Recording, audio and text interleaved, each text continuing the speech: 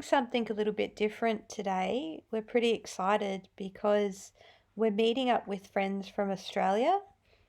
John's friend Lonnie is a lecturer at Oxford University, and John and Lonnie have known each other since high school. So Lonnie has kindly invited us to join him and his wife Kate and their baby Etholle for a private tour of Oxford University. So we're pretty pumped for this one. And Lonnie and his lovely wife Kate, we know them from Australia, and this is baby Etholle. Hello, and she's nearly 2. Not quite. 19 months. 19 months. So, and Lonnie's a lecturer here. It's still pretty impressive at Oxford University. So we're going to have a look around. They're going to be our guides today. So Lonnie has given us exclusive access to this room. Otherwise, I don't think we would have got in here. They did the dancing lessons in. There's a lovely English lady frowning. So as Lonnie explained to us, this building is quite famous for the ceiling, for the hanging pendants that you see on the ceiling, and you may recognise this room from Harry Potter. Oxford University was a location used a few times for the sets of Harry Potter, and this particular room was, I think, the infirmary. Probably very old, mate.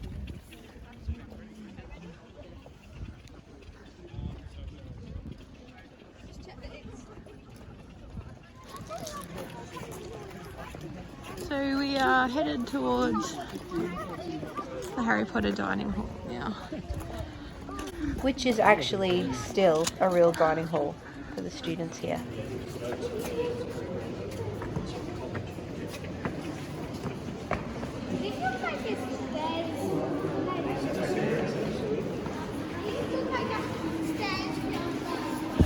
So you do have to pay usually to get in here, but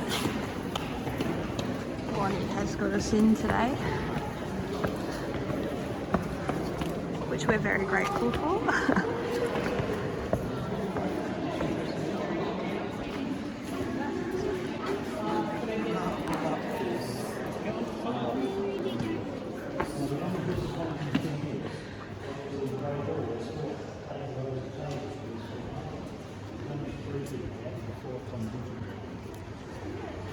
And this is the real Great Hall.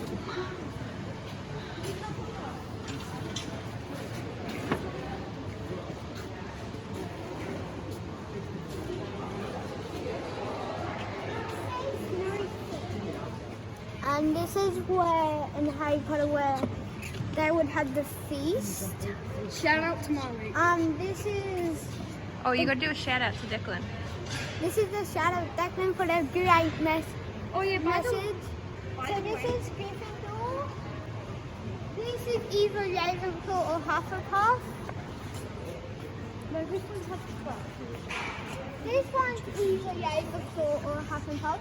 Then there's one of them are missing, which would be Slytherin. Ah. Yeah, nobody likes Slytherin. Slytherin boys out thinking. I recommend you living here, Molly. In Oxford. This looks exactly Yeah. like where Slytherin and Gryffindor So, yeah. are. Quite possibly did. Not only it has... And here are the Neall children getting told off for running around and playing in the fountain.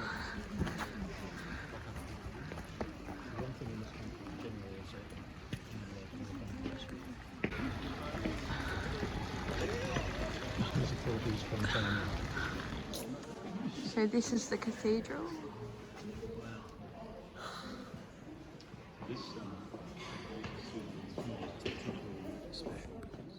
So yeah, right. Lonnie issued us a little bit of a challenge here at this stained glass window that you can see above us. He asked us what year we thought that the stained glass window was made, and we had no idea. Like, we were thinking like 1600s or something like that. And then he pointed out on one of the glass panes that there's quite a curious little feature hidden away in the bottom corner of the window, and I'll let you see that for yourself and judge what age you think this window is. So this has been really, really brilliant. Shout out to Father John Corrigan, who would love this, wouldn't he, Johnny? Say hi to Father John. Hello. Say hi, Father John. Hi, Father John. And now we're going to see some shrunken heads, apparently. Oxford has everything. So this is the Natural History Museum in Oxford. This building was purpose-built for their museum. Dude's getting them. Sorry? And geography students, this one's for you. Our friends Kate and Lonnie have just taken us into the Pitt Rivers Museum. in Oxford. And these aren't models, these are real human shrunken heads. And to give you can see past my reflection, to give you a perspective, that's my hand next to them. They're really small. So we think what they do is take the skull out, and then the heads are kind of like cured and stitched up, and the skin shrinks, we think. But maybe that's a project for you guys, you can look it up. Some really fascinating things in here. Wear them. Yeah. So Kate just said they used to wear them. They would wear them like to prove that it's their own, it's their victim. They would take a head, as a trophy of having beheaded their enemy. I probably should have said that, guys. This is in the cabinet called Treatment of Dead Enemies. So a little bit of a trophy, I think. And Kate is a secondary teacher too. Everyone can see that there's coming back. Well, that's more like real size skulls now. Dad, can I do that to you?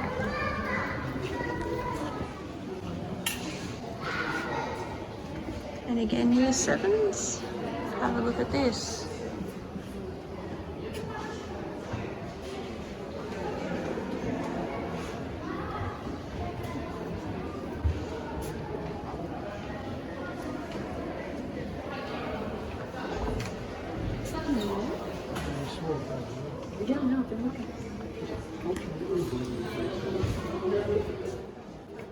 What we're looking at up here, these mummified animals.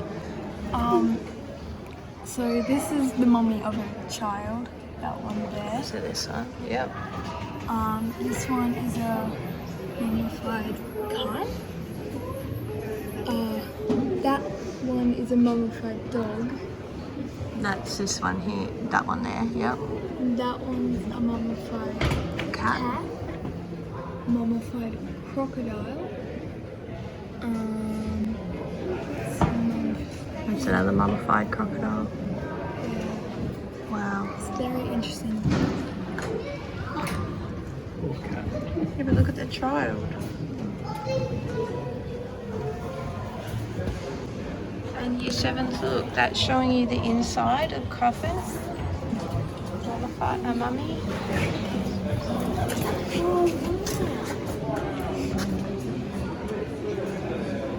Look at that. How you doing? Oh my gosh, year sevens, year eights. I wish you were here. Wish I could show you all this in person. Why don't we go to music? Oh, what's this? I want to wear that one. Oh, it's from their theatre, Japanese theatre. Japanese theatre. Wow. We've lost Sean.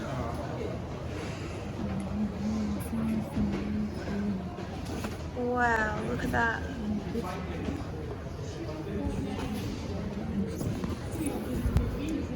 Same thing that you've seen here in the Pitt River Museum. That. What's that? Seriously though. I've seen shrunken heads. I like that one. They're really little, weren't they? Aladdin lamps. Do you want me to show you? Yep, go on, show me.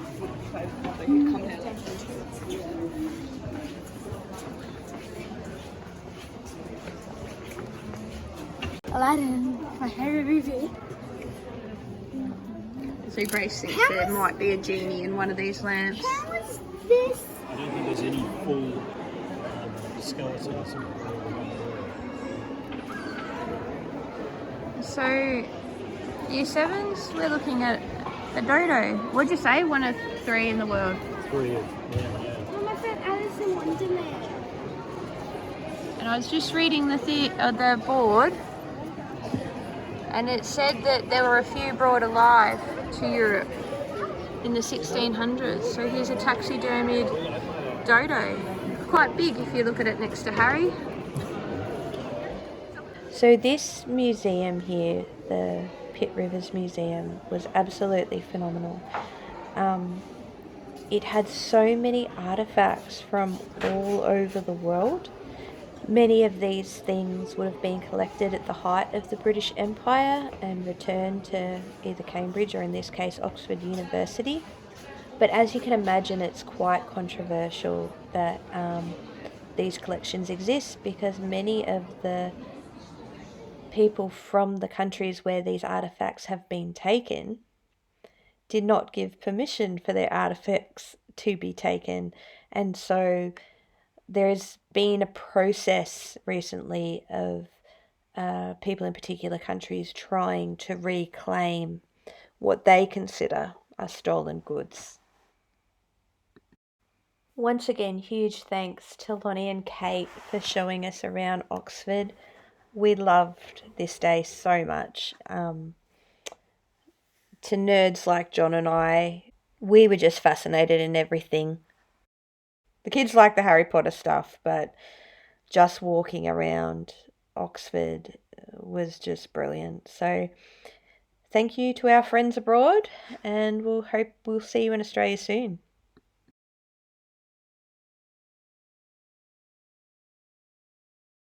So this is what it looks like when 2 adults and 5 children don't have a car. We just dropped our hire car off. We're going to France in the morning on the train and then picking up another hire car. But then it's trains after that, so we've got to get used to this.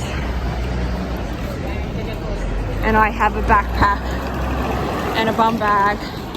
Well, it's not really a bum bag, it's one that goes across my chest. And a big case as well. Doing a good job, Harry.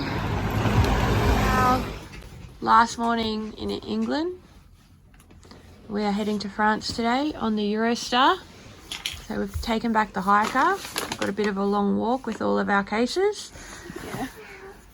I'm going to go around. I want you to say one thing that you really loved about England. Johnny. Everything. Grace. Legoland. Sean. I loved how Lonnie took me around where Harry Potter was filmed. In Oxford, at Oxford University, yeah. I think the highlight was actually Tintagel Castle for me, and Dartmoor. National Forest. I think I just liked walking around the city and just seeing all the different things, because it's just so different from where we live. Ooh, And Harry? Legoland. And I like that town. I liked all of it. I liked the town that we went to where Granddad stayed at. Yeah, I liked going to see Dad's grandparents. That was nice. And Dartmoor, that was beautiful. Cornwall was beautiful. The photo that we did just right now. Here it is. Okay, one thing that you do not understand about England. Oh my gosh, how they drive on one side of the road, The left. but then they walk on the other. Yep, they walk on the right. Hands up if that was confusing to all of us. Confusing and Annoying. nonsensical and annoying and irritating, and it Makes no these sense. Stations are so disorganised. I know, people keep crashing because they're not consistent. It's They drive on the left Surely and the walk on the people- right. The people who created an empire Not even a could figure out a bit of a consistent approach to walking on the same side of the bloody path.